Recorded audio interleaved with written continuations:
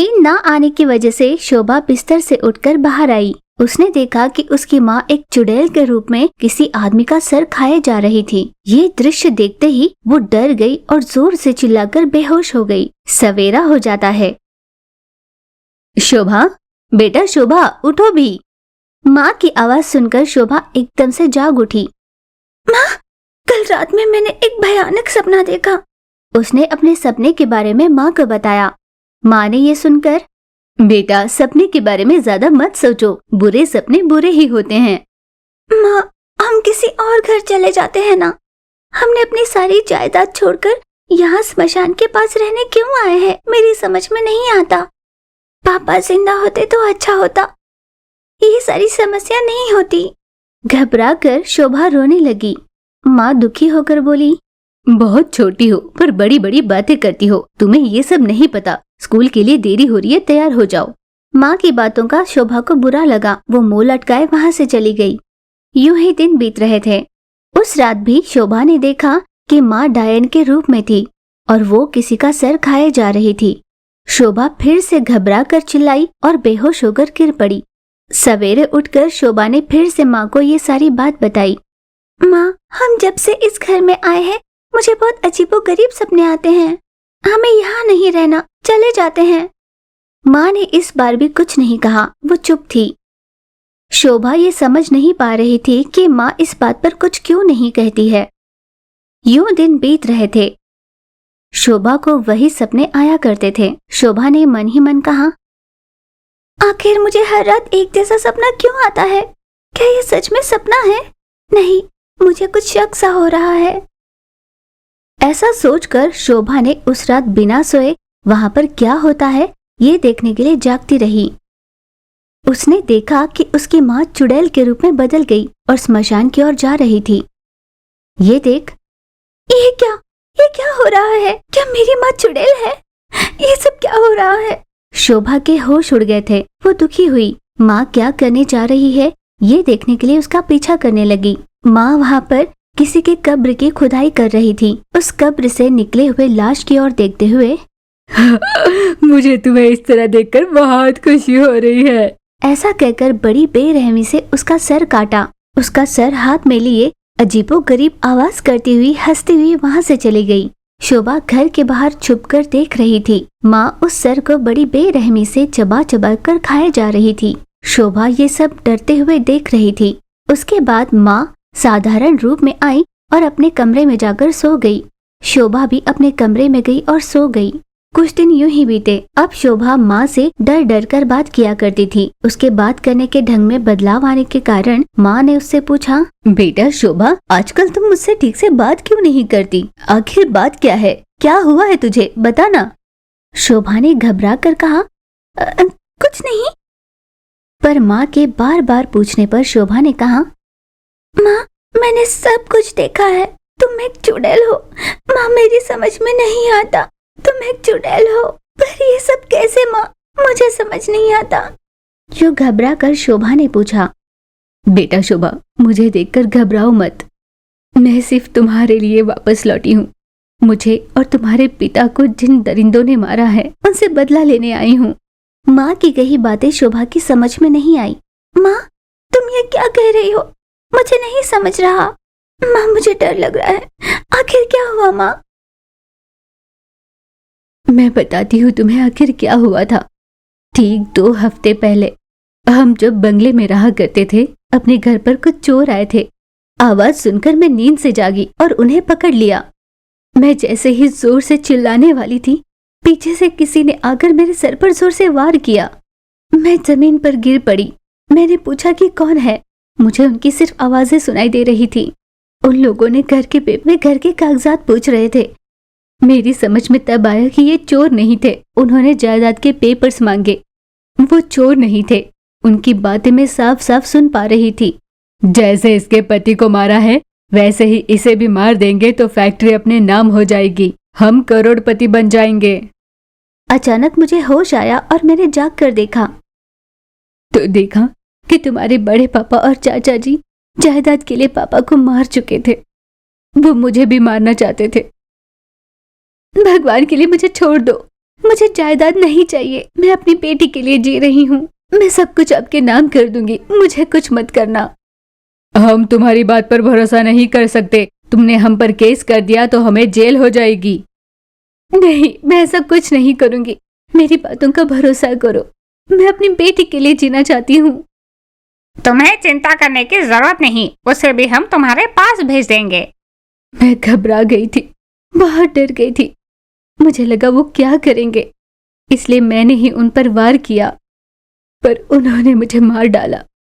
मैं मरने के बाद भी तुम्हारे लिए वापस आई, तुम्हें जिंदा रखने के लिए यहाँ पर ले आई, और एक एक कर उन सबको मार रही हूँ। अब मैं उनके दाह संस्कार होने के बाद भी कब्र से खोदकर उन्हें बाहर निकालकर मेरा बदला पूरा कर रही हूँ।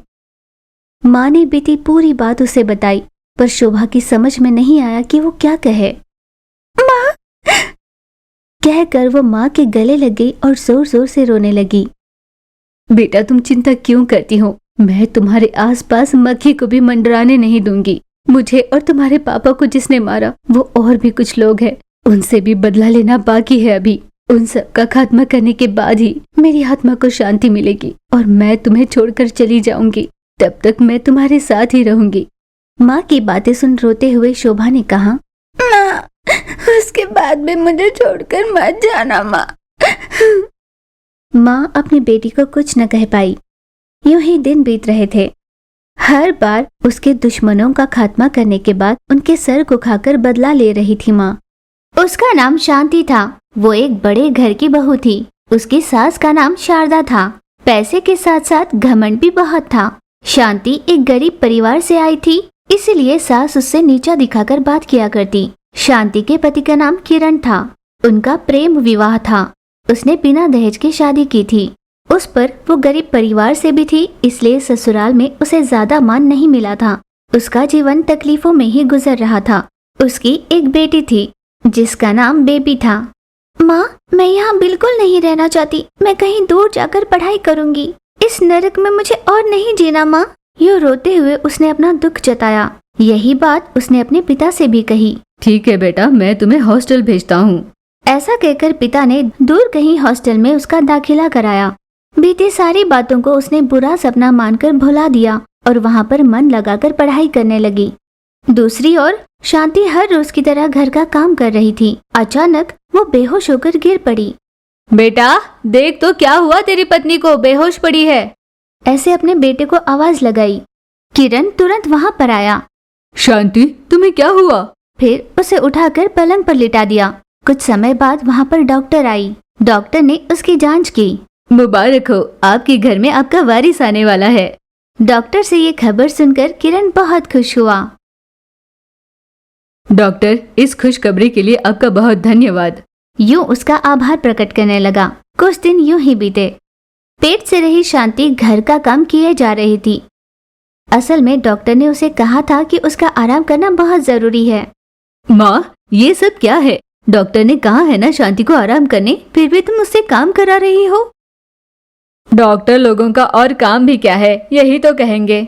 जिसका काम वो करो, इसमें कोई गलती नहीं है। वैसे भी क्या मैंने जन्म नहीं दिए बच्चों को? हमने कोई काम नहीं किए, मुझे बता रहा है। माँ की बातों पर किरण को बहुत गुस्सा आया, पर वो माँ को उल्टा जवाब नहीं दे पाया और उदास होकर अपने पत्नी के पास आया। मुझे माफ कर दो शांति, माँ के हाथों में खिलौना बन चुका हूँ। यूं उदास होकर वो वहाँ से चला गया। शांति भी बहुत दुखी हुई थी। सास जानबूझकर उसे तकलीफ पहुँचाया करती थी, उससे घर के सारे काम करवाती थी। बेचारी शांता गर्भवती होने पर भी सारे काम कर लेती और चुपचाप सह लेती थी, पर मन ही मन कहती, हे भगवान, समझ में नहीं आता कि सासू माँ मेरे साथ ऐसा क्यों करती है। उन्हें मुझ पर थोड़ी सी भी दया नहीं आती। यूं वो बहुत दुखी हो रही थी। अरे ओ कामचोर, यहाँ खड़ी खड़ी क्या सोच रही है? बेशर्म कहीं की। यूं उसे डांटने लगी। सासू माँ, थोड़ी देर बैठ जाती हूँ, मुझसे हो नहीं पा रहा। इतने काम मैं नहीं कर पा रही हूँ, थोड़ी दया कर दो, मुझे थोड़ा समय दे दो। शांति ने विनती की। मेरी समझ में नहीं आता कि मैंने तुझसे ऐसे भी क्या काम करवा लिए। क्या हमने बच्चे नहीं जने क्या हम कभी पेट से नहीं हुए? काम करना सेहत के लिए अच्छा होता है, नुकसान नहीं देता ये, समझी? इस तरह चिढ़कर सास ने उससे कहा। दिन यूं ही बीत रहे थे। एक दिन किरण काला जादू करने वाली के पास गया। नमस्कार, मेरा नाम किरण है। मैं कृष्णापुर गांव से आया हूँ। मेरी पत्नी का नाम शांति है, वो पेट से है। इस तरह अपनी माँ और पत्नी के बारे में सारी बात उसे बता दी। उसकी सारी बात सुनने के बाद जादूगरनी ने कहा, सास बनते ही सारी औरतें बहू पर अधिकार जमाने लगती है और पता नहीं ऐसा वो क्यों करते हैं। तुम अपनी माँ को सबक सिखाना चाहते हो, इतना ही ना? ये लो, ये अंडा ले जाओ और इसे अपनी माँ को खिलाओ। उसके बाद जो होगा बड़ा मजेदार होगा। जाओ। किरण ने हामी भरी और वहाँ से घर चला गया। अपनी माँ के खाने में अंडा मिलाकर दे दिया। माँ ने अंडा खा लिया। अगले सवेरे माँ का पेट फूल चुका था। वो दर्द में कराहती हुई बोली, ये क्या हुआ? अचानक पेट क्यों फूल गया? क्या हुआ है मुझे? बेटा किरण, यहाँ आना तो एक बार। बेटा किरण, एक बार आना यहाँ। यूं जोर जोर से वो आवाज लगाने लगी। क्या हुआ माँ, क्यों ऐसे चिल्ला रही हो? लगता है एकदम से गैस भर गया। मेरा पेट कैसे फूल गया है? जल्दी से डॉक्टर को बुलाना। किरण तुरंत डॉक्टर को बुलाने के लिए वहाँ से चला गया। इस उम्र में आप प्रेग्नेंट कैसे हो गई? मेरी समझ में कुछ नहीं आ रहा। और आपके पति भी नहीं है, ये सब कैसे हुआ? अरे ओ डॉक्टरनी, तुम्हारा दिमाग सरक गया है क्या? मेरा फैमिली प्लानिंग ऑपरेशन होके बहुत बरस हो गए। उस पर मेरा पति भी नहीं है। मैं भला पेट से क्यों होंगी? मैंने जो कहा वो सच है। आपके चिल्लाने से सच झूठ नहीं हो जाता। ऐसा कहकर डॉक्टर वहाँ से गुस्सा होकर चली गई। किरण मन ही मन सोचने लगा, तो लगता है ये जादूगरनी के दिए हुए अंडे की वजह से हुआ है। ऐसे वो सोच रहा था। बेटा तू क्यों चुप है, कुछ कहता नहीं? माँ तुम चिंता मत करो, मैं अभी जादूगरनी को यहाँ लाता हूँ। किरण तुरंत वहाँ से काला जादू करने वाली के पास गया और उसे सारी बात बता दी। जादूगरनी ये जानकर जोर से हंसने लगी। तुम्हारी माँ पेट से नहीं है, मेरे दिए हुए अंडे का कमाल है ये, ताकि उसे समझ में आए कि गर्भावस्था में कितनी तकलीफ होती है। मैं 2 दिन में तुम्हारे घर आऊंगी। ऐसा उसने कहा। फिर किरण वहाँ से निकलकर अपने घर चला आया। घर पर माँ अपने कोई काम नहीं कर पा रही थी। हे भगवान, ये कैसी मुसीबत है? ये सजा मुझे क्यों मिली? मेरी समझ में कुछ नहीं आ रहा। माँ जादूगरनी 2 दिन में यहाँ आ रही है, तुम थोड़ा धीरज रखो। कैसा धीरज और क्या रखूं? मेरा पल पल भारी हुए जा रहा है। इस तरह सास बहुत दुखी हो रही थी। उससे बोझ संभाला नहीं जा रहा था। बहू उसकी सेवाएं कर रही थी। इस तरह 2 दिन बीत गए। इन 2 दिनों में किए बहू की सेवा से सास बहुत प्रभावित हुई। उसने रोते हुए कहा, बेटा शांति, पेट से होने पर भी मैंने तुम्हें बहुत तकलीफ दी है, पर तुम्हारे चेहरे पर शिकन तक नहीं और तुम मेरी सेवा कर रही हो।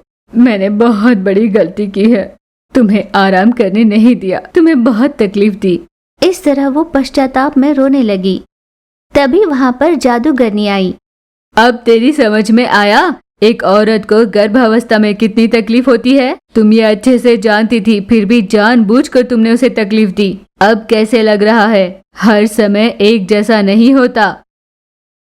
मैं अब समझ गई हूँ, मुझे इस नर्क से बाहर निकालो। जादूगरनी ने अपने जादुई शक्तियों से उसके गर्भ को गायब कर दिया।